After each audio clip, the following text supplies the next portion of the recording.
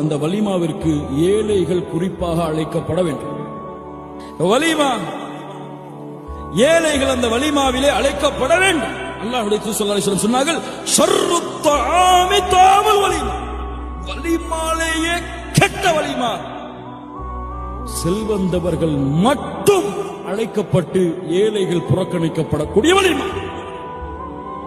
ஒரு வலிமாவை 5 ஸ்டார் ஹோட்டல்ல வைப்பாரு. சைக்கிள்ல வர்ற ஏழைக்கு அந்த 5 ஸ்டார் ஹோட்டல் அனுமதி அளிப்பானா?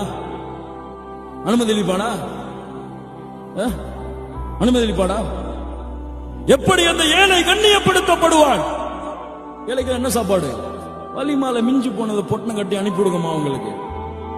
ஏய், நீ என்ன உட்கார்ந்திருக்க? எல்லாம் பணக்காரங்க. மாஷா அல்லாஹ், இந்த சமூகம் பாரு.